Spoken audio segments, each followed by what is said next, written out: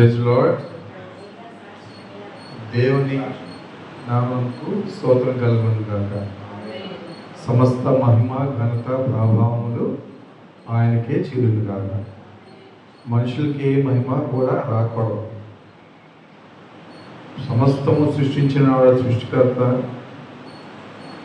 మన కోసం ప్రాణం పెట్టిన దేవుడు మనల్ని ఎంతోమంది ఈ లోకములో ఉంచి వెళ్ళిపోతున్న సజీవులుగా మనల్ని నిలబెట్టిన దేవుడికి సమస్త మహిమ ఘనత ప్రభావములు చెల్లునుగాక.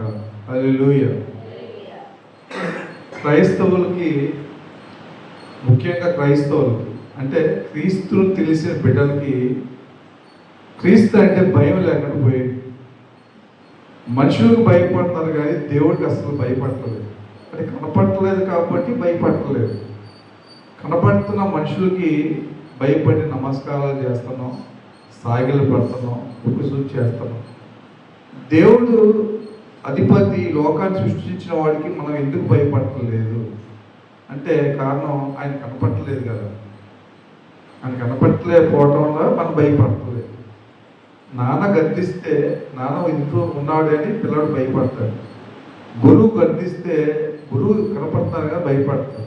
కానీ దేవుడికి ఎందుకు భయపడలేదు అంటే కనపడలేదు, ఏం చేయడు మనల్ని అని ఒక భయం లేకుండా భక్తి ఈ రోజుల్లో చేస్తారు.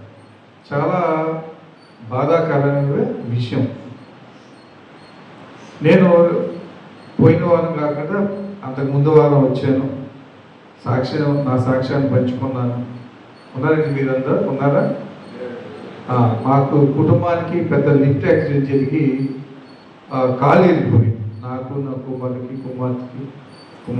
నాకు కాళ్ళు ఇరిగిపోయినాయి. కుమారుడికి తలగ దెబ్బ తగిలి పొమ్మలకి వెళ్ళి మళ్ళీ బ్రతికాడు. కుమార్తెకి వెన్నుపూస బాగా ప్రెస్ అయ్యి 4 నెలల మంచంలోనే ఉంది. చనిపోవాల్సిన కుటుంబం. దాదాపు 70 అడుగుల ఎత్తుల నుంచి లిఫ్ట్ పడితే మనుషులు చచ్చిపోతారు. ఒక 2 అంతస్తు దోపం మీద చూస్తే దూకుతేనే తలకిందులుగా పడితే చచ్చిపోతారు. కానీ 70 అడుగుల 4 ఫ్లోర్ నుంచి మేము పడ్డా కూడా సజీవులుగా ఉన్నామంటే కేవలం దేవుని కృప, దేవుని దయ, దేవుని ప్రణాళిక, దేవుని ఏర్పాటు అన్నీ. ఒక కుటుంబం పట్ల, మనిషి పట్ల దేవుడు ఏదైనా చేయాలనుకుంటే అది ఏదైనా కానీ తెప్పించి ఆ కుటుంబాన్ని కానీ ఆ వ్యక్తిని కానీ ఖచ్చితంగా నిలబెట్టే దేవుడు మన యేసుక్రీస్తు. కాబట్టి పోయిన ఆదివారం కాక అంతకు ముందు ఆదివారం పంచుకున్నాను. అప్పుడు నేను చెప్పిన విషయం ఏంటంటే ప్రేమ, దేవుని ప్రేమ ఎట్లా ఉంటుందని చెప్పాను, మనుషుల ప్రేమ ఎట్లా ఉంటుందని చెప్పాను. మనుషుల ప్రేమకి దేవుని ప్రేమకి డిఫరెన్స్ చెప్పాను. మనుషుల ప్రేమ కొంతకాలమే, ముందు ఒకలాగా వెనకాలగా ఉంటుంది. దేవుని ప్రేమ నువ్వు ఏ స్థితిలో ఉన్నా కానీ ఒకేలా ఉంటుంది. ఆయన్ని దూషించినవు కూడా నేను ప్రేమిస్తాడు.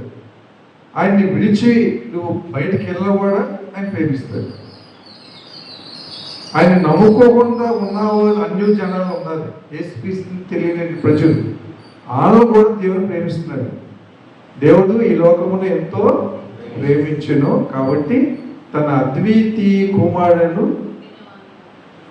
రక్షణ పొందిన వాటిని నిత్య జీవంలో తీసుకెళ్తా దేవుడు ఉన్నాడు. ఈ లోకంలో మనం ఎంతకాలం జీవిస్తామో తెలియదు. కొంతకాలం జీవించడానికే మనం ఎంతో ఏర్పాట్లు చేసుకుంటాం. మన శరీరం కావాల్సిన వస్త్రములు కానీ, ఆహారము కానీ, ప్రతి ఒక్క దాంట్లో చాలా కేర్ఫుల్గా ఉంటాం. ఇప్పుడు అమెరికాలో జాబ్ చేయాలి, లక్షలు సంపాదించాలి, కోరికలు ఉండొచ్చు, తప్పలేదు. కానీ ఎంతకాలం ఉంటాము? ఒక టైం ఉంటుంది. ఈ కొంతకాల జీవితానికే మనం ఎంత తాపత్రపడిపోతామో, మరి నిత్య జీవితంలో దేవుడితో కలిసి ఉండాలంటే మనం ఏం చేయాలి? ఏం చేస్తున్నాం?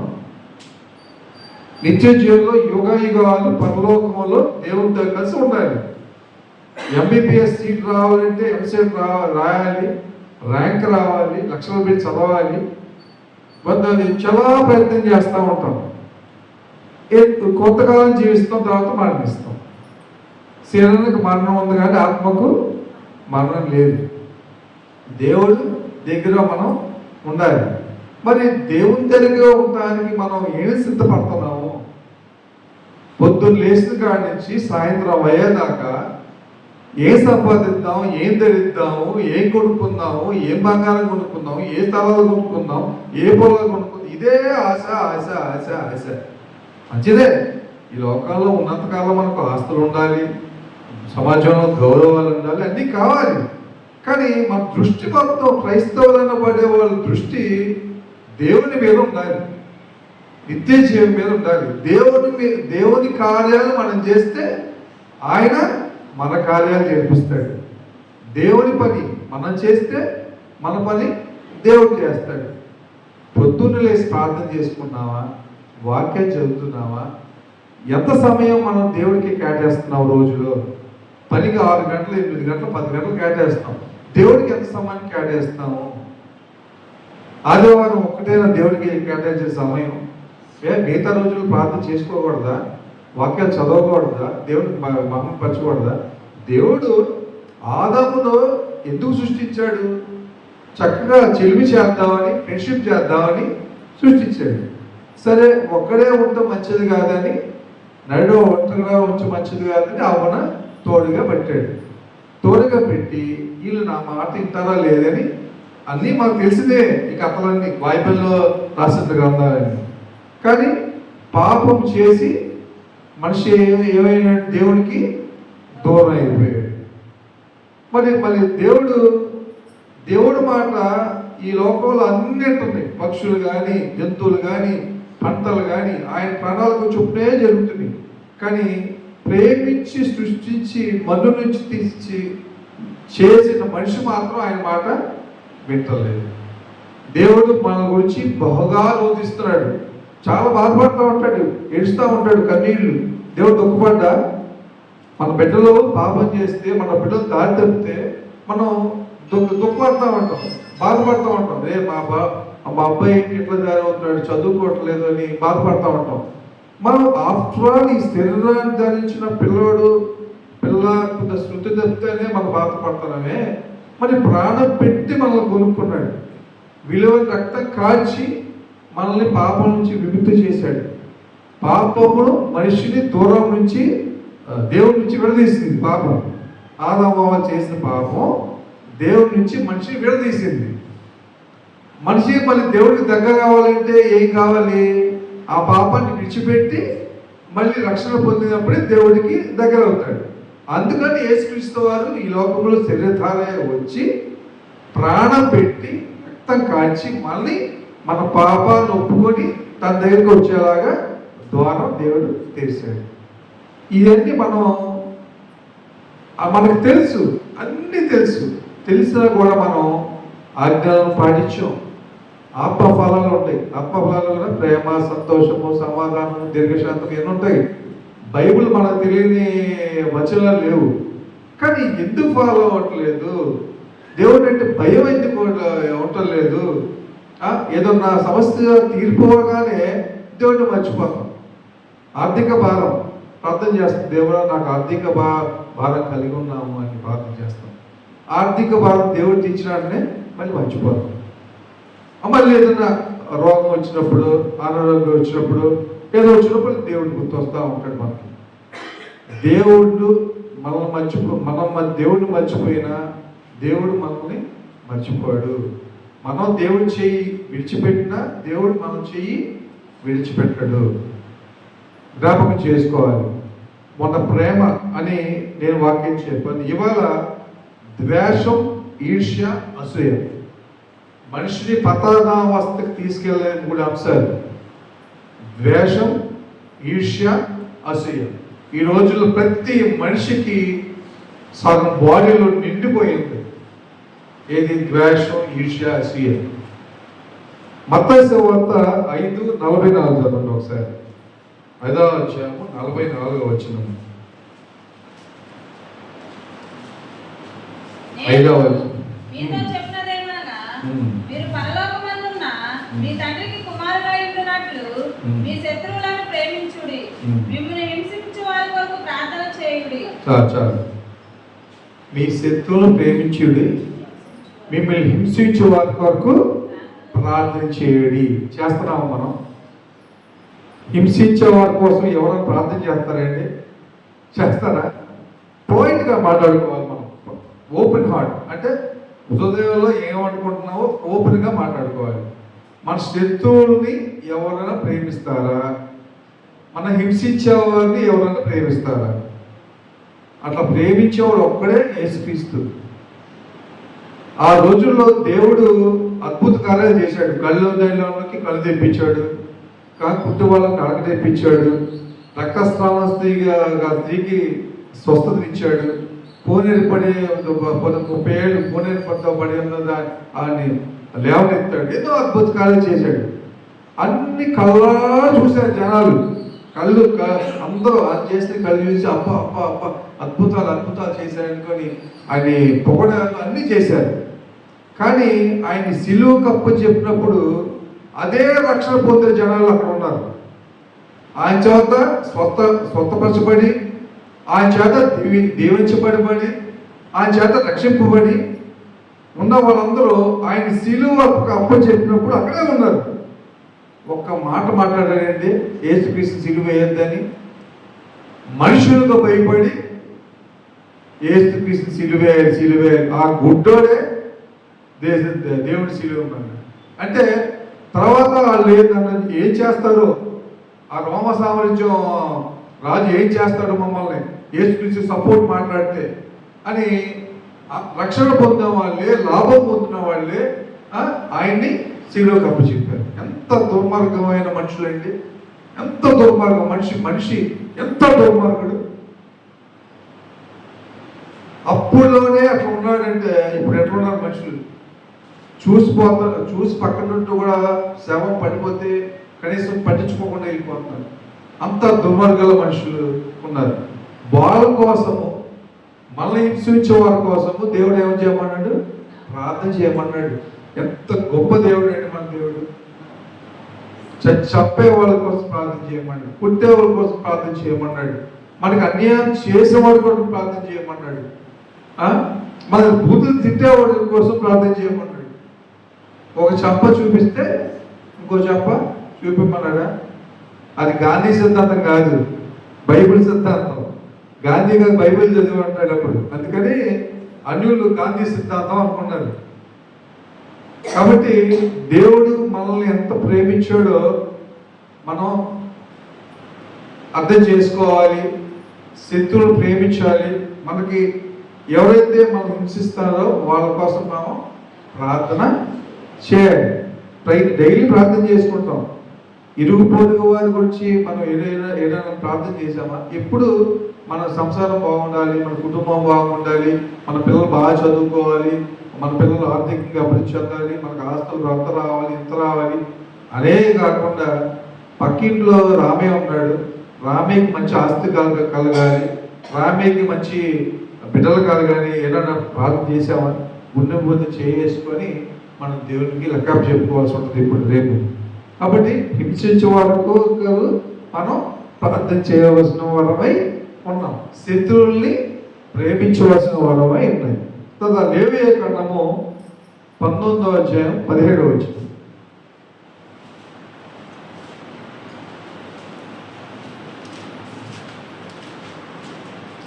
లేవియ కాండము 19వ అధ్యాయము 17వ వచనం. ఒక రిఫరెన్స్ తీయండి. నీ హృదయంలో నీ సహోదరుని మీద పగ పట్టకూడదు, నీ పొరుగున పాపము నీ మీదకు రాకున్నట్లు నువ్వు తప్పక వాళ్ళని గతింపాలి. చాలు. నీ సహోదరుని మీద పగ పట్టకూడదు. ద్వేషంలో ఒక భాగం ఇది. ద్వేషం, ఈర్ష్య, అసూయ అన్నాం కదా నేను ఇవాళ మనం చెప్పుకునేది. నీ సహోదరుని మీద పగ పట్టకూడదు. ఎంతమంది అన్నదమ్ములు కలిసి ఉంటున్నారండి ఈ రోజుల్లో? ఎంతమంది అక్క చెల్లెలు కలిసి ఉంటున్నారండి? ఎన్ని కుటుంబాలు పెళ్లిళ్ళకి విడిపోతున్నాయండి? క్రైస్తవ కుటుంబాలే. వాక్యం తెలుసు, దేవుడు నడవడి తెలుసు, అన్నీ తెలుసు. తెలిసి కూడా సహోదరుని ప్రేమించట్లేదు. మన సహోదరుడు ముందు బాగుపడితే మనం సంతోషించాలి. మనకన్నా ఎక్కువ స్థితిలో ఉంటే ఈర్ష్య, ద్వేషం, అసూయ. బాగా సంపాదించాడు, ఇది చేశాడు, అందుకే వాళ్ళకి బాగా ఎక్కువైపోయింది. వాళ్ళకి ఎక్కువైపోయింది, నీకు ఎక్కువ కాలేదు కాబట్టి నువ్వు వాళ్ళు ప్రేమిస్తానే ఉండాలి. 10 మందికి చెప్పుకుండాలి, మా బ్రదర్ బాగా చదువుకున్నాడు, మా సిస్టర్ బాగా చదువుకుంది, దేవుడు ఆశీర్వాదం వల్ల మాకంటే బాగా బతుకుతున్నారు అని మన సాక్ష్యం ఇస్తే దేవుడు సంతోషిస్తాడు. ప్రేమించాలి, సహోదరుని ప్రేమించాలి. సహోదరులు ఐక్యత కలిగి ఉంటా ఎంతో మనోహరము అని బైబిల్ ఉంది కదా. మరి ఎంతమంది సహోదరులు కుటుంబాల్లో సహోదరులు ఎంతమంది కలిసి ఉంటున్నారు ఆలోచించగలగా మనం. చిన్న చిన్న మనస్పర్ధలు వస్తాయి, చిన్న చిన్న మాటలు వస్తాయి. మనం దేవుని బిడ్డలైంది ప్రతి మాటని మనసులో పెట్టుకొని ఈర్ష్యపడి ద్వేషపడి వాళ్ళని ఒక శత్రువులా చూస్తే, ఒక సహోదరుడే శత్రువులా చూస్తే నీలో క్రీస్తు ప్రేమ ఏమన్నట్టు? క్రీస్తుని కలిగి నువ్వు ఎట్లా జీవిస్తున్నట్టు? అవునా కదా? మన సహోదరులను ప్రేమించాలి, మన అన్నదమ్ములు ప్రేమించాలి, మా సహోదరుల్ని మనం చులకనగా చూడకూడదు అని ఇవన్నీ మనకు తెలుసు. బైబిల్ వాక్యంలో కూడా చెప్తారు, నీ సహోదరుని మీద పక్కపట్టకూడదు, నీ పొరుగుమైన పాపము నీ మీద రాకున్నట్లు నువ్వు తప్పక మనల్ని గద్దింపవలను. వేరే వారి పాపం మన మీద రాకుండా, అది తప్పైనా రాంగ్ అయినా రైట్ అయినా మనం గద్దించాలి. గద్దించినప్పుడే అది సరి చేసుకుంటాడు. తాగుబోతు తమ్ముడు ఉన్నాడు, తాగుబోతు తమ్ముడిని గద్దించడం తప్ప రైటా? అదే నువ్వు తాగొద్దు, నువ్వు తిరగొద్దు, చెడిపోతావురా అని ఒక అన్నగా మనం గద్దించాలి. అంటే గద్దిస్తే ఏమనుకుంటాడో, రేపు కోపడితే నా నుంచి దూరంగా వెళ్ళిపోతాడేమో అనుకుంటే ఆ పాపం మన మీద వస్తుంది. వాడు చేస్తే తప్పని తెలిసినప్పుడు మనం గద్దించాలి. గద్దించి అక్కడేమో వాడి కోసం మనం ప్రార్థన చేయాలి. ఎన్నో కుటుంబాల్లో 5 వేళ్ళు ఒక్కోలాగా ఉండవు. ఒకడు మంచిగా ఉంటాడు, ఒక తాగిపోతుంటాడు, ఒక తిరిగిపోతుంటాడు, ఒకడు పాకాడుతూ ఉంటాడు. డిఫరెంట్ కైండ్స్ ఆఫ్ పీపుల్ ఉంటారు. కానీ మంచివాడు ఆ నలుగురు కోసం ప్రార్థన చేయాలి, ఆ నలుగురు మారు మనసు ప్రార్థన చేయాలి. నువ్వే బయటికి వెళ్ళి నా అన్నిట్ట, నా తమ్ముడింట, నా అక్కిట్ట, నా చెల్లింట అని నువ్వే నీ కుటుంబం గురించి బయట చెప్పుకుంటే బయట వాళ్ళకి ఎంత చులకనా? బాగా చులకం కదా. మన సోదరులను గద్దించి ప్రేమించి వాళ్ళు మారు మనసు పొందేలాగా మనం చేయాలి. తర్వాత సామెతల గ్రంథం ఏంటి? 10వ అధ్యాయము 12వ వచనం. సామెతలు 10:12. పగ కలహమును రేపును, ప్రేమ దోషములన్నిటిని కప్పును. పగ పెట్టుకుంటే ఏమొస్తుందండి? గొడవలు అవుతాయి, అవునా? ఆ పగ పెరిగిపోయి అని చంపేయాల్సినంత కోపం వస్తుంది. చిన్న విషయం డబ్బులు తీసేయడాను, ఆ స్థలం గజం ఇట్లా వచ్చిందాను, వాళ్ళ స్థలాలే, అన్నదమ్మ స్థలాలే, కరెక్ట్గా పంచినప్పుడు ఏదో ప్రాబ్లం వచ్చింది, తమ్ముడికి ఒక అరగజమో పావు గజం అయింది. నువ్వు దేవుడు ప్రేమించేవాడు అరగజ పావు గజం విషయంలో ఎందుకు గొడవ పెట్టుకుంటున్నావు? ఎందుకు పగ పెట్టుకుంటున్నావు? ఆ పగ పెట్టుకొని నీకు మళ్ళీ నీ భార్య ఆద్యం వస్తూ ఉంటుంది. మీ తమ్ముడు అరగజం ఇటు వచ్చాడు, అటు వచ్చాడు, మనకు అరగజం ఇడు ఆక్రమించే కోట్లు పొందేదే లేదు, ఆడు ఇటు వచ్చి కోట్లు పొందేదే లేదు. ఆ అరగజ స్థానం కోసం కుటుంబంలో కొట్లాట, చిన్న గాలి వల్ల పెద్ద పగలా మారి తమ్ముడిని అన్న తమ్ముడు హత్య చేసే వరకు వెళ్తాయి. వెళ్ళినావు. ఈ లోపల చాలా జరిగింది, మీరు చూసే ఉంటారు. స్థలాల కోసం, పొలాల కోసం కొట్టుకున్న ఎంతమంది సోదరులు ఉన్నారండి. వాళ్ళ మధ్య ఐక్యత ఉందా? ప్రేమ ఉందా? క్రీస్తు ప్రేమ లేకపోతే ఇట్లా జరిగింది. పగలు పెంచుకొని ప్రత్యేకాలను పెంచుకొని అన్నదమ్ములు విడిపోతా, గొడవలు చేస్తా, చివరికి మరణం అంచెల వరకు మనిషిని సాతానుగా తీసుకెళ్ళిపోతా ఉన్నాడు. ఆడంటే ఫస్ట్ చక్కగా మాటలు చెప్తాడు సాతాను చక్క మనిషి బలేలోగా తీసుకుంటుంది. చాలా మనం అందరూ పాపం చేసిన వాళ్ళమే. పాపం చేయనివాడు ఈ భూలోకంలో యేసుక్రీస్తు ఒక్కడే. యేసుక్రీస్తు ఒక్కడే. నిన్న నేడు రేపు ఏకరీతిగా ఉన్నవాడు ఆయన ఒక్కడే. ఇప్పుడు కాకుండా వచ్చే జనరేషన్లో కూడా పాపాలు చేస్తానే ఉంటారు. ఇంతకుముందు చేశారు, ఇప్పుడు చేస్తున్నారు, రేపు చేస్తారు. కానీ భూత వర్తమాన భవిష్యత్ కాలంలో ఏ పాపం లేనివాడు ఉన్న దేవుడు ఒక్క యేసుక్రీస్తు మాత్రమే. యేసుక్రీస్తుని ప్రకటించడానికి సిగ్గుపడగలేదు మనం. నాలో పాపం ఉందని ఎవరైనా నిరూపింపగలరా అన్నాడు దేవుడు. ఎవరు నిరూపించారా? ఎవరు నిరూపించలేదు. ఎందుకంటే ఆయనలో పాపం లేదు, ఆయనలో ప్రేమ, జాలి అయ్యే కనపడతాయి మనకి.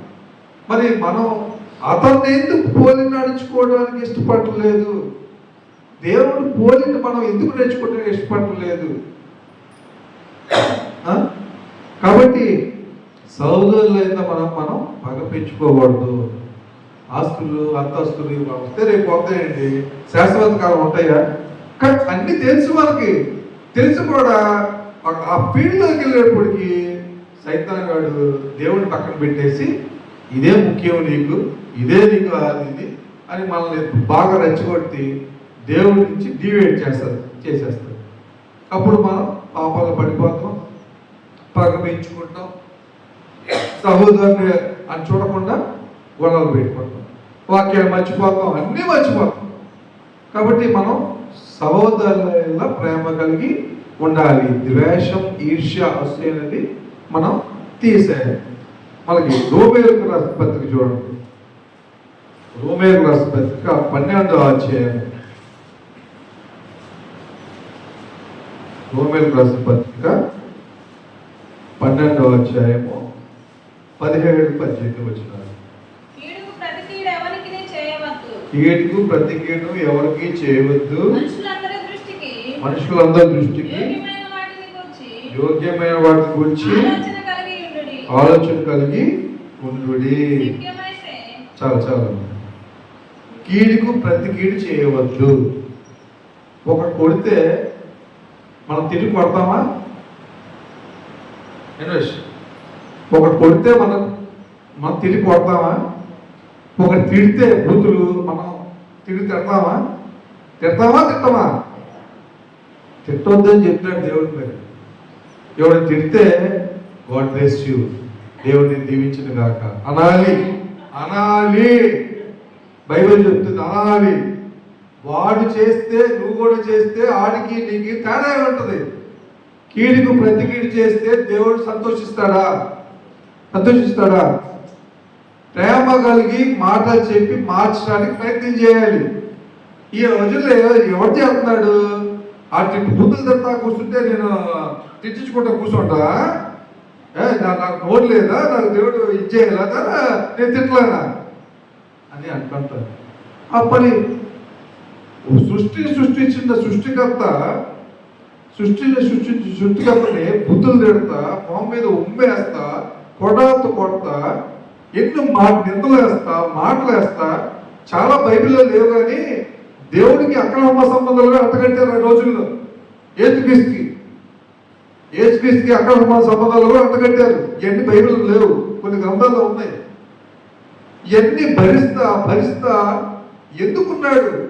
ఆయన తలుచుకుంటే ఒక్క క్షణంలో అందరూ నాశనం చేసి వచ్చాడు. ఎందుకు అంత సహనం కలిగి ఉన్నాడు? ఎందుకు చివరికి ఏమన్నాడు? వీరేమేమి చేయించున్నారో వీరికి తెలియదు కనుక నా తండ్రి వీరిని క్షమించండి. సాతాను ఊపులో మైండ్ని ఆత్మను ఉంచుకున్నారు. పాపం వాళ్ళకి ఏం తెలియదు, వాళ్ళకి తెలియదుగా నన్ను ఇది చేస్తున్నారు, క్షమించండి అని దేవుడు తండ్రిని అడిగాడు. మరి కీడుకు ప్రతి కీడు చేస్తే దేవుడికి నచ్చుతుందా? నచ్చదు కదా. ప్రతి మాట అనకూడదు కదా. ఆ స్త్రీలు ఏదైనా గొడవ వస్తే వాళ్ళని ఆపలేము, ఇంకా వాళ్ళు ఆపలేము. ఏదైనా చిన్న గొడవ వస్తే రోడ్లు పడి గొడవ వేసుకుంటాం. మనం క్రైస్తవులను సగం మర్చిపోతాం, మన వాక్యం వినినందు మర్చిపోతాము, అన్నీ మర్చిపోయి వెళ్ళిపోతాం రోడ్ల మీదకి. అదే కంట్రోల్ చేసుకోమని చెప్పింది దేవుడు. కంట్రోల్ చేసుకోండి, కీడుకు ప్రతి కీడు చేయొద్దు, ప్రేమించండి. ఏమన్నా కూడా 10-12లో 12-17 కీడుకు ప్రతి కీడు చేయవద్దు, మనుషులందరి దృష్టికి యోగ్యమైన వాటిని గురించి ఆలోచన కలిగి ఉండండి. మనుషులకి ఏది మంచిదో జరుగుతుందో దాన్ని మనం ఆలోచించి చేయాలి. అది రాంగ్ అయినా రైట్ అయినా ముందు మనం గొడవ జరగకుండా సామరస్యంగా మాట్లాడుకొని దాన్ని పరిష్కరించుకోవాలి. పెద్ద మనుషుల దగ్గర ఎందుకు తీసుకెళ్తారు? గొడవ జరిగితే వాళ్ళని పరిష్కరిస్తారు నిదానంగా అని తీసుకెళ్తారు కదా. పెద్ద మనుషుల దగ్గర తీసుకెళ్లకుండానే గొడవ పరిష్కరించబడాలి. ఎప్పుడు పరిష్కరించబడుతుంది? నువ్వు తగ్గాలి, ఎదుటోడు వచ్చినా నువ్వు తగ్గాలి. ఎందుకంటే నువ్వు యేసుక్రీస్తుని నమ్ముకున్నావు. నీ దేవుడు నీకు నేర్పించిన భక్తి ఏంటి? నీ దేవుడు నడిచిన నడత ఏంటి? ఆయన అడుగుజాలలో నడుస్తున్న నువ్వు ఆయనకి విరోధంగా ఎట్లా మారుతావు? ఒక తండ్రి కుమారుడు నుంచి పెంచాడు, ఇట్లా నడవాలి అని నేర్పిస్తాడు. ఆడు తండ్రి చెప్పిన మాటలను నడవకుండా డిబేట్ అయినప్పుడు, అంటే మారినప్పుడు తండ్రి కోపం వస్తుందో రాదా? అరే నేను చెప్పినట్టు నువ్వు వింటలేదు అని కోపం వస్తుంది. మరి మన తండ్రి నేను నడిచిన విధానం ఇది. ఈ భూలోకంలో 33 సంవత్సరాలు నేను జీవించాను, 3-4 సంవత్సరాలు చోట ప్రకటించాను. నేను 3-4 సంవత్సరాలు నేను ఎట్లా జీవించాను, 30 సంవత్సరాలు ఎట్లా జీవించాను, అట్లానే మీరు కూడా జీవించండి అని మాటలు చెప్తే మనం ఎందుకు వినట్లేదు? మనం ఎందుకు నిలబట్టలేదు? నా ప్రియమైన బిడ్డల సహోదరులారా, అమ్మలారా, ఆలోచించండి. మనం దేవుడి నుంచి డివేట్ అయితే దేవుడు చూస్తానే ఉంటాడు, మనం నాశనం మనమే పొందించుకుంటాం. కాబట్టి కీడుకు ప్రతి కీడు ఎప్పుడు కూడా మనం చేయకూడదు. వాళ్ళు కీడు చేస్తే ఇది కీడు అని చెప్పి మంచితనంలోకి మనం వాడిని మార్చే విధంగా మనం ప్రయత్నం చేయాలి. దేవుడి మాటలు చెప్పాలి. చెప్పి ఒకసారి చెప్తాం, 2 సార్లు చెప్తాం, 3సారి వింటాడు కదా, 4 సార్లు వింటాడు కదా. ఒకసారి అంటావు, 10 సార్లు చెప్పాలి. 10వసారి వింటాడు. వీడు ఎందుకు ఇన్నిసార్లు చెప్తున్నాడు? వీడు గొడవపడే ఆలోచన లేదా? నేను కొట్టడే ముందుకెళ్తున్నాను, వీడెందుకు నా మీద కొట్టడానికి రావట్లేదు? వీడు పౌరుషం లేదా? రక్తం లేదా? వీడు ఉప్పు కాపు తింటలేదా? అనేది అంటున్నాము, అన్నీ చేస్తున్నాము. కానీ మేము నమ్ముకున్న దేవుడు యేసుక్రీస్తు. ఆ దేవుడు కీడుకు ప్రతి కీడు చేయొద్దన్నాను. కాబట్టి నేను సామరస్యంగా ఉంటున్నాను. నీలాగా నేను ఆలోచించును, నీకు చేతనం చేసుకో, నేను సహిస్తాను అని అంటే నా రోల్కి ఆడే నిజంగా ఇంత మంచి మనసు. నిజంగా మనం ఇంత జాడి చేస్తున్నా ఇప్పుడు యేసుక్రీస్తు ప్రేమ కలిగి తగ్గి ఉంటాడంటే మనం తగ్గితే అయిపోతుంది అని రేపు ఆడు కూడా తగ్గుతాడా లేదా? ఖచ్చితంగా ఆడు తగ్గి ప్రేమ మనసు కలుగుతాడు. తర్వాత యాకోబు పత్రిక 3:16. యాకోబు పత్రిక 3:16. ఎలాగనగా మత్సరము వివాదము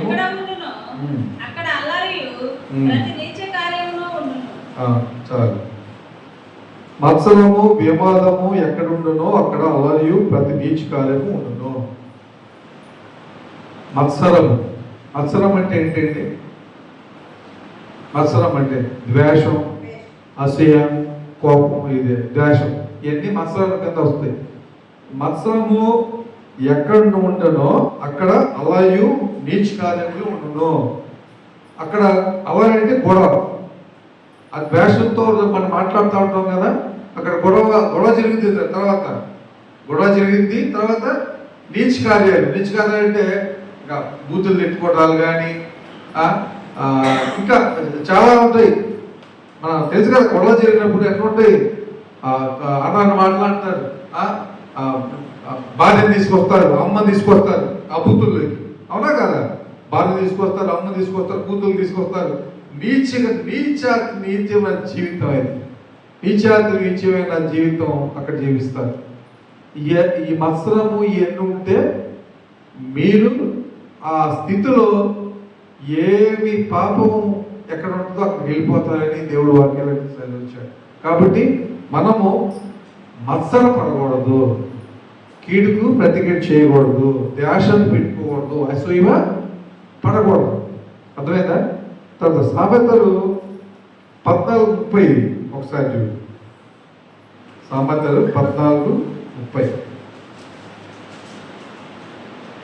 సాత్వికమైన మనసు సాత్వికమైన మనసు శరీరమునకు జీవము, శరీరము జీవమును, మత్సరము ఎముకలకు కుళ్ళు. సాత్వికమైన మనసు ఏంటండి? శరీరము జీవము, మత్సరము ఎముకలకు కుళ్ళు. మన సాత్వికమైన మనసు కలిగి ఉంటే మన జీవ మార్గంలోకి వెళ్ళిపోతాం. మన శరీరం కూడా దేవుని జీవం నింపి ఉంటుంది. మన మత్సర పడ్డానుకో మన ఆరోగ్య స్థితి పాడైపోతుంది, మన ఆర్థిక స్థితి పాడైపోతుంది. ఇప్పుడు బాగానే ఉంటాం, ఒకళ్ళ మీద ద్వేషపడతాం, కుళ్ళుకుంటాం, ఆడట్టా ఈడట్టా ఇట్టా కుళ్ళుకుంటాం. కొన్నాళ్ళకి మన శరీరంలో కుళ్ళు ఏర్పడుతుంది, మన ఆస్తులు పోతాయి. ఎప్పుడైనా ఒకళ్ళ మీద ఈర్ష్యపడితే దానికి ప్రతిఫలం మనం తర్వాత ఖచ్చితంగా అనుభవిస్తాం. ఎదుట బాగున్నాయంటే మనం సంతోషపడాలి. వాళ్ళ వాళ్ళు బాగా సంపాదించుకున్నారు, వాళ్ళ బాగా బతుకుతున్నారు అంటే వాళ్ళ కోసం ప్రార్థన చేయడం చెప్తే వాళ్ళకి ఎందుకు అన్నీ వచ్చినాయి, వాళ్ళకి ఎందుకు ఇల్లు వచ్చినాయి, వాళ్ళ పంట బాగా పండింది, నా పంట ఎందుకు పోయింది అని మనం కుళ్ళు పడేలాగా, ఎప్పుడు కుళ్ళు పడేలాగా మనం ఆలోచించకూడదు. ఆలోచిస్తే మన జీవితానికే ముప్పు. లాస్ట్లో దేవుడు మనకే ఇది చేస్తాడు. కాబట్టి సాత్వికమైన మనసు కలిగి ఉంటే మనకి దేవుని జీవము మనకి ఇస్తాడు. తర్వాత గలతీయులు రాసిన పత్రిక చూడు, 5వ అధ్యాయం. గలతీయులు 5:19-21. శరీర కార్యములు స్పష్టమై ఉన్నవి. అవేవనగా జారత్వము, అపవిత్రత, కాముకత్వము, విగ్రహారాధన, వ్యభిచారము, ద్వేషములు, కలహము, మత్సరములు, క్రోధములు, కక్షలు, భేదములు, విమతములు, అసూయలు, నక్కతలు, అల్లరితో కూడిన ఆటపాటలు మొదలైనవి. చాలు. శరీర కార్యములు జారవత్వము, అపవిత్రత, కాముకత్వము, ఇంకా విగ్రహారాధన, వ్యభిచారము, ద్వేషములు, కలహములు, మత్సరములు, క్రోధములు, కక్షలు, భేదములు, విమతలు, అసూయలు, మత్తతులు, అల్లరితో కూడిన ఆటపాటలు. అల్లరితో కూడిన ఆటపాటలు అంటే సినిమాలు, టీవీలో డ్యాన్స్ షోలు ఇవన్నీ ఉంటాయి కదా. ఇవన్నీ చూడకూడదు మనం. అట్లా వాళ్ళు చూస్తాం వల్ల మనకి ఉపయోగం ఏముంటుంది? మన ఆత్మీయస్థితి ఇంకా కుంగిపోదు. కాబట్టి మనం అల్లరితో కూడిన ఆటపాటలకి వెళ్ళకూడదు, జాతితో చేయకూడదు, విగ్రహాలను చేయకూడదు, వ్యభిచారం చేయకూడదు, ద్వేషములు, కలహం, మత్సరములు, క్రోధములు. క్రోధం అంటే ఏంటండి? క్రోధం అంటే కోపం. మనకి డబ్బులు ఇవ్వకుండా తక్కువ వచ్చేది ఏంటి? కోపమే కదా. ఏ డబ్బులు ఇవ్వకుండా వచ్చేది కోపమే. ఊరికే కోపడుతూ ఉంటాం, చిన్నదాన్ని కోపడుతూ ఉంటాం. కోపడకూడదు. సాత్వికమైన మనసు ఉన్నవాడికి కోపం తొందరగా రాదు. అర్థమైందా? కాబట్టి మనం ఇవన్నీ దేవుడు లేఖనంలో చెప్పిన ద్వేషం, అందరూ అపవిత్రత, జరత్వము, కాముకత్వము, గిరాధన, కలహములు, మత్సరములు ఇవన్నీ మనకు తెలుసు కూడా అప్పుడప్పుడు మనం దాంట్లో నుంచి జారిపోతూ ఉంటాం.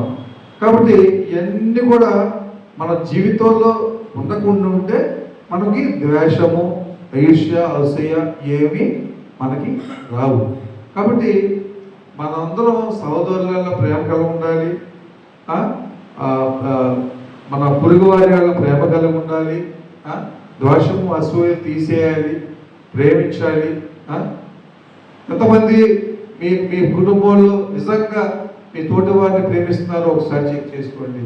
మీ బంధువులను కానీ, మీ ఆత్మీయులను కానీ, మీ సహోదరులను కానీ ఎంతమంది ప్రేమిస్తున్నారు?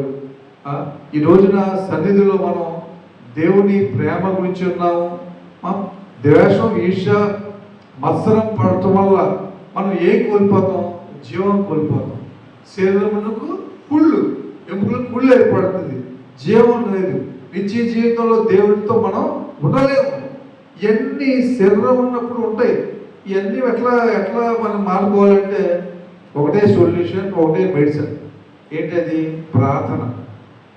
ప్రార్థన సమస్త పాపముల నుంచి మనల్ని రక్షిస్తుంది. ప్రార్థన లేని జీవితాల్లో ఇవన్నీ ఉంటాయి.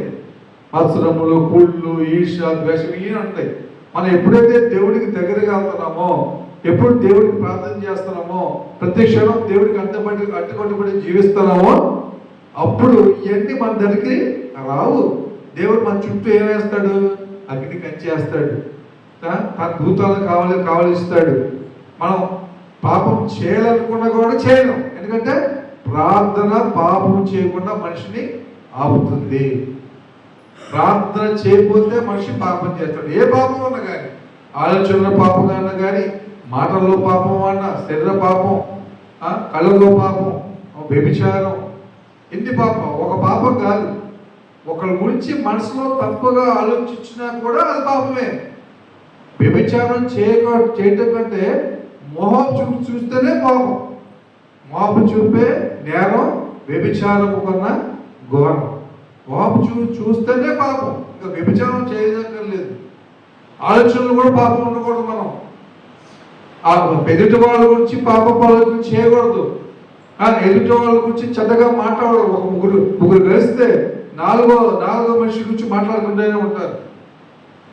నలుగురు కలిస్తే ఐదో మనిషి గురించి మాట్లాడుకుంటూ ఉంటారు చెడుగా. ఒక మనిషి లేనప్పుడు ఆ మనిషి గురించి మాట్లాడుకోవడం అవసరం మనకి ఎందుకు? క్రైస్తవులు ఉన్న వాళ్ళు ఎక్కడ కలిసినా దేవుని మాటలే మాట్లాడుకోవాలి.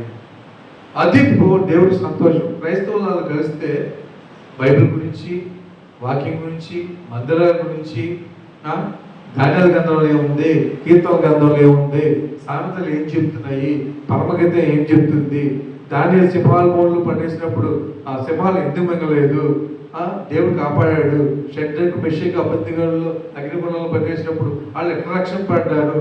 ఈ మనం మాట్లాడుకుంటా ఉంటే తెలియని వాళ్ళకి తెలుస్తుంది. షడ్రకు మెషిక్ అబద్ధిగలేవాడు అని అంటారు తెలియని వాడు. డిస్కషన్ పెరిగింది, బైబిల్ డిస్కషన్ వస్తుంది. అట్లా ఒక క్రైస్తవులంతా ఒక సమూహంగా ఏర్పడినప్పుడు వ్యర్థమైన మాటలు మాట్లాడుకుంటే, దేవుడికి సంబంధించిన మాటలు మాట్లాడుకుంటే మనకి ఆశీర్వాదాలు. దేవుడు అదే కోరుకుంటారు. వ్యర్థమైన మాటలు పలకగా మీరు సత్యమును పలుకుచ్చు స్వతంత్రంగా ఉండేది దేవుడు అన్నాడు. అని ఇప్పుడు సత్యమనే పలకాలి, అబద్ధాలు చెప్పకూడదు. ఆజ్ఞలు ఉన్నాయి, 10 ఆజ్ఞలు. అబద్ధాలు చెప్పకూడదు, నల్లగా చేయకూడదు, వ్యభిచారం చేయకూడదు, ఎన్ని ఉన్నాయి. ఒక స్కూల్కి వెళ్తే స్కూల్ గైడ్లైన్స్ ఇస్తారు, రూల్స్ అండ్ రెగ్యులేషన్ పెడతారు. మరి క్రైస్తవ జీవితానికి ఒక నిబద్ధత ఉంది, ఒక క్రమం ఉంది. అన్యులు క్రమం లేని వాళ్ళు మాల వేసుకుంటారు, మాల తీసినట్టునే చేసినట్టునే చేస్తూ ఉంటారు. మాలో ఉన్న 40 రోజులు భక్తిగా ఉంటారు. 40 రోజులు 41 రోజు ఏం చేస్తారు? మళ్ళీ అర్ధరాజా తల్లరాజా. క్రైస్తవులు వారిలాగా ఉంటే అట్లా మనం ఈ లోకములకి వేరై ఉండాలని బైబిల్ ఉంది కదా. ఈ లోకంతో స్నేహం, దేవునితో వైరం. ఈ లోకంతో స్నేహం, దేవునితో. లోకం అంటే ఏంటి? యేసుక్రీస్తు తెలియని ప్రజలు ఉండేదే లోకం. లోకం అంటే యేసుక్రీస్తు తెలియని ప్రజలే లోకం. మరి వాళ్ళతో మేము వేరే ఎట్లా ఉండాలి? మరి వాళ్ళతో కలిసి ఉంటే పోతే మనం సక్రమంగా ఉండలేం కదా. నాకు ఆల్ ఫ్రెండ్స్ ఉన్నారు, ఈ ఫ్రెండ్స్ ఉన్నారు, వాళ్ళ కార్యాలు నేను పార్టిసిపేట్ చేయకపోతే నన్ను దూరంగా పెడతారు, అదే అంటారు. దూరంగా పెట్టే పర్లేదు.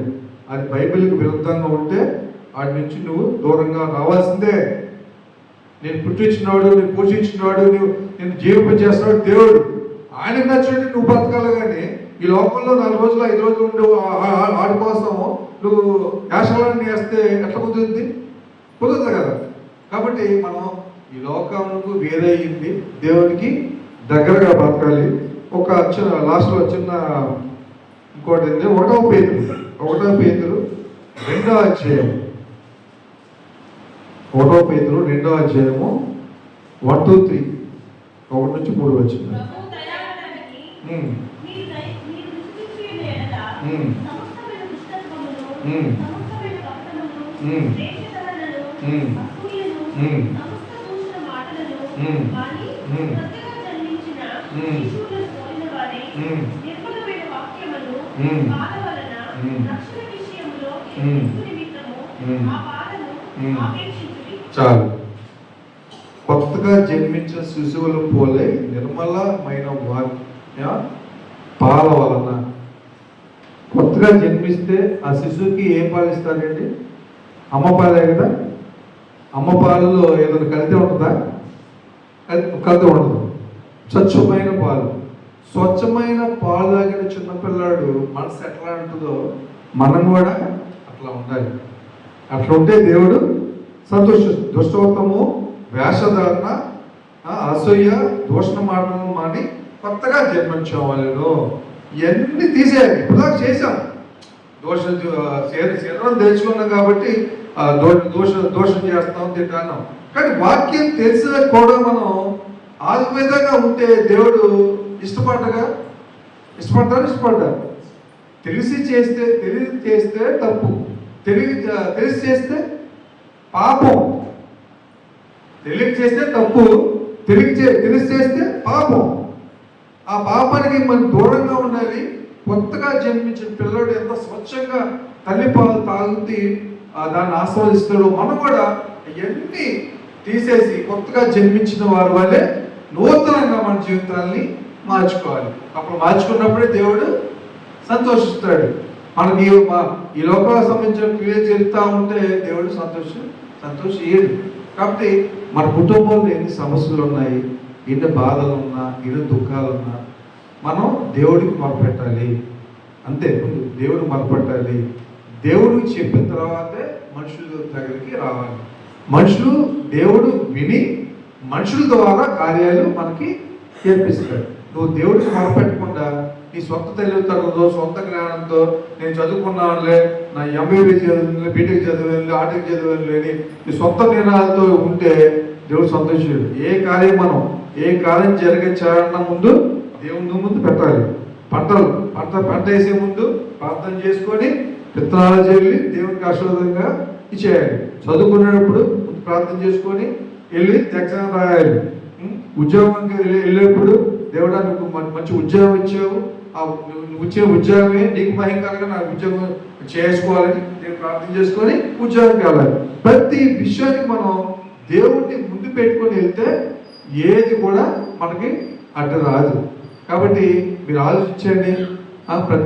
మీ కుటుంబాల్లో ఏ సమస్యలు ఉన్నా, ఏ వేదన ఉన్నా, ఏ బాధలు ఉన్నా, చచ్చిపోయేంత వరకు మనుషులకు బాధలు, కష్టాలు ఉంటాయి. యేసుక్రీస్తు గారు ప్రభు చనిపోయే వరకు బాధలు ఉన్నాయి. దేవుడికి అంత బాధలు ఉన్నప్పుడు మనకుండవా అని. కానీ మనం దేవుని బలపడతా, ప్రార్థన చేసుకుంటా, విశ్వాసం లేకుండా ప్రార్థన చేస్తే అది ఫలించదు. ఒక దాని గురించి ప్రార్థన చేస్తున్నామంటే దేవుడు ఆ కార్యమును ఖచ్చితంగా జరిగిస్తాడు అనే విశ్వాసంతో మనం ప్రార్థన చేసి ముందుకెళ్తే ఖచ్చితంగా దేవుడు జరిగిస్తాడు. సాక్ష్యాలు చెప్పారు. ప్రతి ఒక్క దినం సాక్ష్య జీవితంగా ఉంది.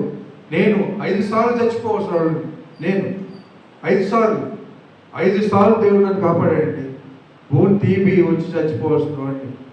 పక్షవాతం వచ్చి నోరు చేపడి చచ్చిపోవచ్చున్నాడు. బైక్ యాక్సిడెంట్లో చచ్చిపోవచ్చున్నాడు. Lift accident చచ్చిపోవచ్చున్నాడు. పచ్చకాందలు 20 పాయింట్లు వచ్చి చచ్చిపోవచ్చున్నాడు. అసలు ఈ లోకం నుంచి ఎప్పుడో వెళ్ళిపోతున్న వ్యక్తిని నేను. కానీ ఈరోజు ఒక నలుగురు కన్నా ఒక 4 మాటలు చెప్పే కృప, ధన్యత నాకు దేవుడు ఇచ్చాడు కదండి. సజీవం ఉన్నాను. ఒక 4 మాటలు నా గురించి చెప్పు, సాక్ష్య రూపంలో, వాక్య రూపంలో అంటే ఈరోజు హిమాలయంలో నన్ను ఇన్వైట్ చేసి ఇక్కడ కూర్చొని నేను కూర్చొని మాట్లాడే శక్తి నాకు ఎవరిచ్చారండి? దేవుడు ఇచ్చారు. నా కుటుంబం సంతోషంగా ఉన్నాను. ఒకప్పుడు చాలా వేదన పడ్డాను. ఎంత బాధలో ఇలా తెలుసు. కానీ ఈ రోజున దేవుడు నిలబెట్టుకొని ది విట్నెస్ ఆఫ్ క్రీస్తు సాక్షి అనే ఒక యూట్యూబ్ ఛానల్ పెట్టి రోజు నేను ఆ యూట్యూబ్ ఛానల్లో వాక్యాలు చెప్తాను, పాటలు పాడతాను. నాతో పాటు రేపు పరలోకానికి ఒక్క ఆత్మనన్నా నేను తీసుకెళ్ళాలి. అప్పుడు దేవుడు నాకు మంచి సంతోషిస్తాడు. హల్లెలూయా. నీ ఆత్మనే కాకుండా ఒక్క ఆత్మని నువ్వు తీసుకెళ్తే పరలోకంలో దూతల సమక్షంలో దేవుడు అంతా సంతోషిస్తుంది తెలుసా. పాపం కోసమే రక్తం కాచాడు ఆయన. ఆయనకి ఎప్పుడు నిజం సంతోషం ఉంటుంది? పాపి రక్షణ పొంది ఆయనతో నిత్య జీవితంలో ఆయన దగ్గరికి వస్తేనే ఆయన సంతోషిస్తాడు. కాబట్టి మనం మానాత్మలే కాకుండా మన చోటు వారిని కూడా మనతో పాటు పరలోకం తీసుకెళ్ళేట్టు మన జీవితం జీవించాలి. మన జీవితం ఎదుటి వారికి మార్గదర్శకంగా ఉండాలి. చూస్తే అబ్బో చాలా మంచి కుటుంబం, బాగా చర్చికి వెళ్తారు, ప్రార్థన చేస్తారు, జాబ్కి వెళ్తారు, పక్కన గొడవ పెట్టుకోరు, ఆ పనులు చూసుకుంటారు, మంచి మాటలు పలుకుతారు, ఆ నోట్లో బూతులు రావు, మంచి మాటలు వస్తాయి, సినిమాలకు వెళ్ళరు, శిఖాలకు వెళ్ళరు అని ఎదుటోళ్ళు మన గురించి మాట్లాడుకునే జీవితాన్ని మనం జీవించాలి. జీవిస్తే ఇంకో కుటుంబం మన వల్ల మారుతుంది. కాబట్టి సిస్టర్స్ బ్రదర్స్ సిస్టర్స్ నేను చెప్పేది ఏంటంటే ఈ రోజున నిజంగా ఎంత ధన్యత, దేవుని వాక్యం ప్రకటించే ధన్యత దేవుడు నాకు కలిగజేశాడు. నలుగురు గురించి ప్రార్థన చేసే ధన్యత దేవుడు నాకు కలిగజేశాడు. మాటలు తీసేసాడు. 6 నెలలు మాటలు లేవు నాకు 2016లో. మళ్ళీ నాకు నోడించి, నేను నీకు నోడించింది వ్యర్థమైన మాటలు మాట్లాడికి, పోసుకొల వాగులు, పనిగా మాట్లాడితే కాదురా దీపకు, దేవుడు సువార్త ప్రకటించు, దేవుడు వాక్యం చెప్పి, దేవుడు నువ్వు గంటపాదంగా నన్ను మళ్ళీ నాకు వాయిస్ ఇచ్చి దేవుడు మనకు చెప్పేలా చేశాడు. మనం కూడా మన దేవుడు ప్రతి ఒక్క బిడ్డకి ఒక కార్యం చేస్తాడు. మీకు ఒకటి ఇస్తాడు. అదేదో మీరు గుర్తెరిగి ఒక పాస్ట్లో దైవజనులే కాదు, విశ్వాసం కూడా వాక్యం చెప్పాలి. ఎంతమంది మానవాసులు ఉన్నారండి ఇంకా దేశంలో? మానవాసులు ఉన్నారు ఇంకా? అన్యులు ఉన్నారా? వాళ్ళందరూ ఎప్పుడు మారుతారు? క్రైస్తవులు మార్పు జీవితాలు జీవించి వాళ్ళకి మాదిరికరంగా జీవిస్తేనే వాళ్ళు మారుతారు. వాళ్ళతో పాటు మన సినిమాకి వెళ్ళి, వాళ్ళతో పాటు మన మందు కొట్టి, వాళ్ళతో పాటు పేరంలో పాల్గొని, వాళ్ళు చేసిన కార్యాలన్నీ మనం పంచుకున్నంత కాలం వాళ్ళు మారరు. మనం మార్పుల జీవితాలు జీవిస్తే వాళ్ళు చూసి ఓహో ఇది పాపమా, ఇది తప్ప అని తెలుసుకొని మారుతారు. కాబట్టి దేవుడు మంచి వాక్యమును ఇవాళ అందించాడు. ద్వేషం, ఈర్ష్య, అసూయ మన మనసులో ఉండకూడదు. క్రీస్తు ప్రేమ మనం కలిగి ఉండాలి. ప్రేమే జగత్తుకి మూలం, ప్రేమే నిత్య జీవం. ప్రేమ ప్రేమ ప్రేమ ప్రేమ ఎందుకంటే ప్రేమ ఉంటే ఇవన్నీ ఉండవు. అన్నదమ్ములు కలిసి ఉంటారు, అక్కచెల్లెలు కలిసి ఉంటారు, తండ్రి కూతురు కలిసి ఉంటారు. ఒకప్పుడు కుటుంబాలన్నీ కలిసి ఉంటాయి. ఇప్పుడు ఉన్నాయా? ఇప్పుడు ఎవరి కుటుంబం ఆడిది, ఎవరి జీవితం ఆడిది. ఏదో పండుగ కలుసుకుంటారు, వెళ్ళిపోతూ ఉంటారు. తల్లిదండ్రులు చూసే పరిస్థితి కూడా ఇవ్వడం లేదు. ముసలాళ్ళు తీసుకుని అనాథాశ్రమంలో పడేస్తున్నారు. కరోనా తర్వాత పూర్తిగా మారిపోయింది లోకం. వ్యభిచారాలు, అక్రమ సంబంధాలు, పాపంతో నిండిపోయింది. కానీ దేవుడు బాగా వస్తాడు. పాపంతో నిండిపోతుంది. నా బిడ్డలు ఎప్పుడు మారుతారు? ఎంత సువార్త ప్రకటించబడుతుంది. సువార్త ప్రకటించితే లాభం లేదు, మనసులు మార్చే సువార్త ప్రకటించాలి. ఆ సంఘ కాపురి ఆ విశ్వాసాల జీవితాల్లో కుంగిపోకుండా ఎప్పటికప్పుడు బలపరుస్తూనే ఉండాలి. సంఘంకి ఎందుకు వస్తాం? మనం దేవుడు ఆదరణ కలిగేస్తానికి వస్తాం కదా. సంఘంలో వచ్చి మనం బలపడి దేవుని వాక్యం విని ఒక 1000 బూస్టులు తాగిన శక్తి పొందుకొని ఇంటికి వెళ్ళాలి. అదే ఎనర్జీని మనం కంటిన్యూ చేయాలి, ఇంటికాడ కంటిన్యూ చేయాలి. మళ్ళీ ఆదివారం, శుక్రవారం మందిరానికి కావాలి, మళ్ళీ ప్రార్థన చేయాలి. ఎప్పుడు విశ్వాస జీవితంలో మనం పడుకోకుండా జీవిస్తే మన పరంగా ఉన్నప్పుడు దేవుడు మనల్ని క్షేమంగా చూస్తారు, పరలోక రాజ్యానికి చేస్తాడు. God bless you. Thank you. Praise Lord. చిన్న ప్రార్థన చేసుకుందాం. మహాపరిశుద్ధ తండ్రి, జీవం యేసయ్యా, నీకు స్తోత్రం తండ్రి. ఇప్పటి వరకు ప్రభా నీ పరిశుద్ధాత్మ శక్తితో, నీ కృపతో నన్ను నింపి ప్రభా కొన్ని మాటలు ప్రభా నీ గ్రంథంలో నుంచి, నీ లేఖలో నుంచి పలుకుటకు నాకు ఇచ్చిన కృపను బట్టి, దాని ఎత్తును బట్టి నీకు వందనాలు తండ్రి. అల్పుడను, ఐదుడను, పెట్టమంటే వాడిని తండ్రి యేసయ్యా, దేనికి పనికిరాని వాడిని తండ్రి యేసయ్యా, ఈ లోకములు ప్రభా నీకు వాడు నిలబెట్టావు ప్రభా, నీ పూర్వగా వాడుకున్నావు ప్రభా. ప్రభా నీకే వందనాలు స్తోత్రాలు. ఇక్కడికి వచ్చిన ప్రతి బిడ్డను మీరు ఆశీర్వదించండి ప్రభా. కుటుంబంలో సమస్యలు తీసేయండి ప్రభా. నీ సన్నిధికి ఆత్మీయ ఆహారం పొందుకోవాలని వచ్చిన నీ బిడ్డల్ని ప్రభా ఆత్మీయ ఆహారము ప్రభా మీరు నింపారు ప్రభా. వేస్ట్ అవ్వకుండా ఫలించి ఆ జీవితంలో అభివృద్ధి పొందే కృప దయచేయండి. కుటుంబాల సమస్యలు తీసేయండి. ఆర్థిక ఇబ్బందులు తొలగించండి ప్రభా. ఆరోగ్య సమస్యలు అనారోగ్య సమస్యలు ఏమంటే తొలగించండి. ప్రతి ఒక్క కుటుంబాన్ని మీరు దీవించండి. ఇప్పుడు వచ్చిన అమ్మలు అక్కలు ప్రభా మీ కృపలో భద్రపరచండి. ఆ కుటుంబాల చుట్టూ అగ్నికం చేయండి. మీ కృపలో బలపరచండి, భద్రపరచండి. మేమందరం ఒక కుటుంబంగా చేరి ప్రభా నేను ఆరాధించుకునే కృపను మాకు దయచేసావు ప్రభా. ఈ సంఘ కాపుడు ఎమ్మాలుగా దీవించండి, ఆశ్రయించి కుటుంబం దీవించండి ప్రభా. ఇంకా ఎన్నో ఆత్మలు ఈ సంఘానికి వచ్చి ప్రభా రక్షణ పొంది నీలో జీవించి కృపను దయచేయండి తండ్రి. మీరే సహాయం చూపించండి. ఆర్థికంగా ప్రభా సంఖ్యాపరంగా ఈ సంఘం అభివృద్ధి చేయండి. కృపను మీరు దయచేయండి. కృపలో బలపరచున్నారు. కుటుంబాలుగా ప్రభా సంఘానికి వచ్చి నిన్ను ఆరాధించి ప్రభా నేను బలపడి ఆ జీవితాలను మార్చుకొని ప్రభా జీవించి కృపను దయచేయమని ఆ చిన్న ప్రార్థన ప్రభా నీ సన్నిధి చేర్చుకొని నేనైనా ప్రభా అడ్డంకులు ప్రభా అవరోధాలు మాట్లాడితే క్షమించి ప్రభా నీకు విరుద్ధంగా ఏదైనా మాట్లాడితే నన్ను క్షమించి ప్రభా నా ప్రార్థన నీ సన్నిధి చేర్చుకోమని నా ప్రభువును రక్షకుడైన అది వేస్తున్నామని అడిగి వేడి ప్రార్థిస్తున్నా తండ్రి. ఆమేన్.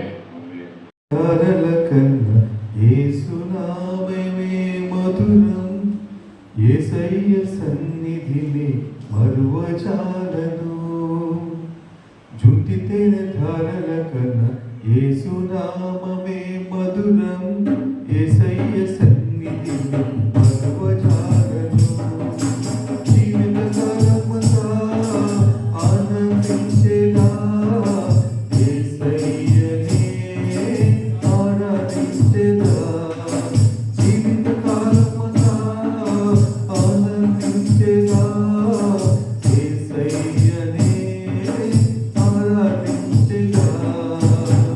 జుంటితేన ధారల కన్నా యేసు నామమే మధురం. యేసయ్య సన్నిధిని మరువజాలను. జుంటితేన ధారల కన్నా యేసు నామమే మధురం. యేసయ్య సన్నిధిని మరువజాలను. యేసయ్య నామమే బహుపూజనీయము.